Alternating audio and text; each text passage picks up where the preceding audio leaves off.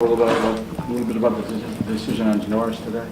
Yeah, Janoris and I sat down and met today, and he felt like it was his best interest to move on from Florida. Appreciate his contributions to the University of Florida, and that's really the only comment I'm going to have on that. As far as Chris Dunkley, another gentleman from Pahokee transferred, can you expand any more on he just didn't fit? Was there, from what you saw the first year when you came in, was there any reasons that you can give why he decided to make the move?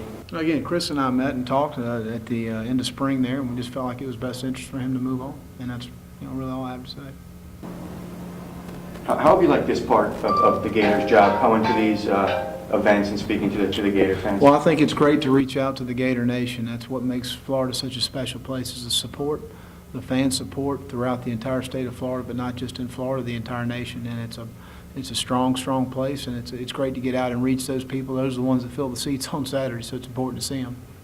What's your message to the group tonight? Really just talk about our program, where we are, what we're trying to do, what we're trying to accomplish. Recognize some former Gators in the crowd. I hear there's some great former players out there, but just a lot of positives going on right now in our athletic department and where we are. Excited, obviously, about the summer coming up, just coming off spring ball. So there's a lot of positive things happening.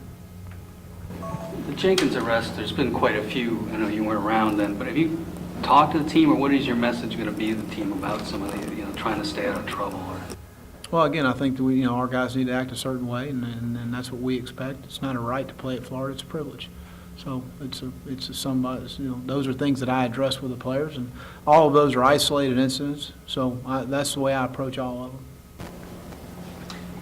Guys, obviously, prior to your arrival, have had success recruiting here. It's an area that you know well. How big a priority is that, Florida? And is there opportunity here, even though Miami obviously has a new coach and sure. Well, I think you look at the number of prospects in the National Football League every year from Broward County and Palm. I mean, it's phenomenal, the numbers that they have. But I've recruited these counties at other places. And the one name that comes to my mind is George Smith, the retired coach at St. Thomas Aquinas, who had a phenomenal career. Doesn't matter what level of ball, the guy's outstanding. And the number of players he's produced. We're excited about Cody Riggs from his football team, but also Marcus Roberson coming in. But Broward County is an outstanding county of football. You look at every year the number of players that sign, and not only the number of players, but just the productive players.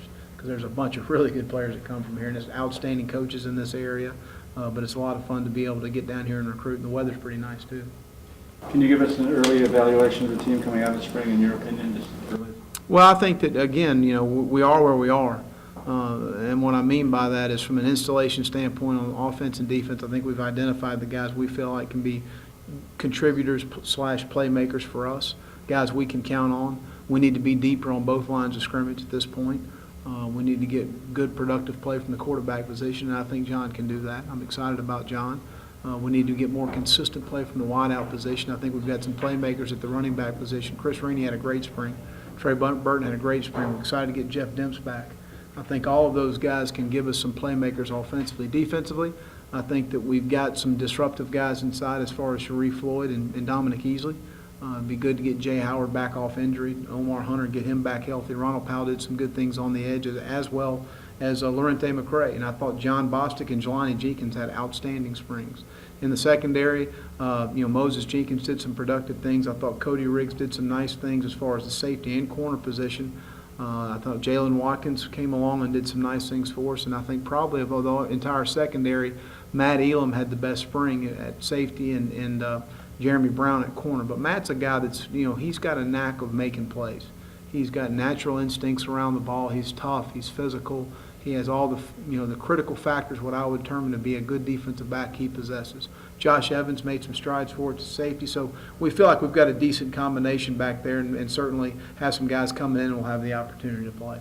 When you watch tapes of Brantley last season, what areas that you pointed to as where he had to improve, and how much has he done that this spring? Well, I didn't really watch tapes from last year with John. I think it's hard to evaluate because you don't know what somebody's being asked.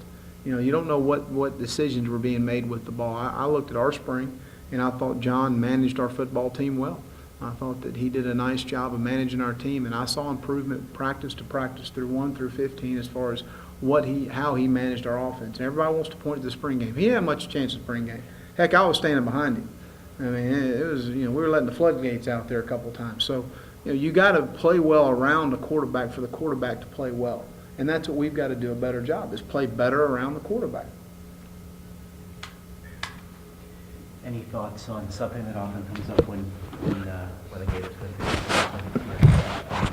Jeremy was thinking it's been maybe once every 6 Well, they're on the 7 years, schedule in 2 years. 2013. Exactly. Yeah. Is that something which you think should be kept to every? Well, I think that the schedule is the schedule, and it's pretty much set for the next 6 or 7 years. And obviously, as we look to the forward schedule, I've got so much on my plate right now as far as managing our football team, recruiting, getting out and speaking at the Gator gatherings. I be honest with you, I haven't even crossed a bridge with Jeremy as far as scheduling is concerned.